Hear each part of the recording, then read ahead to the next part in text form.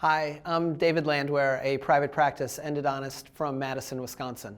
This case illustrates how a seemingly straightforward case can become more difficult as the root canal progresses. The patient presented with pressure symptoms after biting down on something hard. However, the tooth had a limited restorative history suggesting a crack as a possible contributing etiology. Tooth number 31 was sensitive to percussion and had an exaggerated response to cold that lingered. The presentation was consistent with the diagnosis of an irreversible pulpitis and symptomatic apical periodontitis. The risks and benefits of root canal treatment, no treatment, or extraction were discussed, along with the potential implications of a crack. I will let the patient know that pressure symptoms can persist if a fracture is present on the root surface below the level of the crustal bone.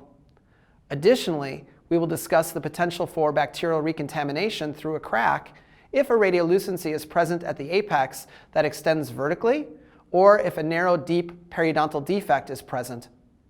In this case, the apical bone was unremarkable and the periodontal pockets were less than 3 millimeters, suggesting a fair endodontic prognosis for tooth number 31. On entry into the pulp chamber, the canal contents were necrotic and there was no evidence of an internal fracture under the surgical microscope.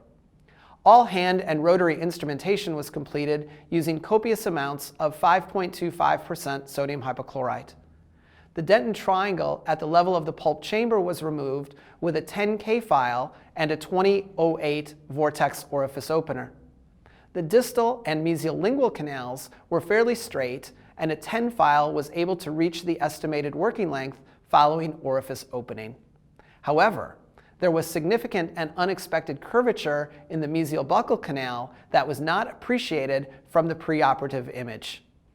This resulted in resistance for the 10 file prior to reaching the estimated working length. At this point, small files could be used or the file could be forced apically, but neither one of these techniques is predictable or repeatable in my opinion. In this clinical scenario, I want to avoid using the tip of the file because the tip is what will create a ledge or irregularity in the root canal space. The 10 file bound several millimeters short of working length. At the point of binding, a 1504 Vortex Blue instrument was used to enlarge the canal 1 millimeter short of the point at which the number 10 hand file met resistance. For example, if resistance is met at 18 millimeters, I will use the 1504 Vortex Blue at 17 millimeters. After the coronal portion of the canal has been opened with the 1504 Vortex Blue instrument, the 10 file will naturally advance in the canal several millimeters because the 10 file is smaller than the natural canal diameter. Using this approach, I will alternate the 10 file and 1504 Vortex Blue files until working length has been achieved. After the glide path has been enlarged with the 1504 Vortex Blue to working length, several options exist to create the final shape. In this case, I chose to use ProTaber Next instruments because the off-center rectangular cross-section allows room between the instrument and the canal wall, creating a feel that the canal is bigger than it actually is. And the M-wire metallurgy of ProTaber Next files also ensures a high degree of flexibility and cyclic fatigue resistance. ProTaber Next 1, which is a size 1704 at the tip, and a 2, which is a size 25 at the tip and 06 taper, were used in a brushing motion with lateral pressure on the outstroke.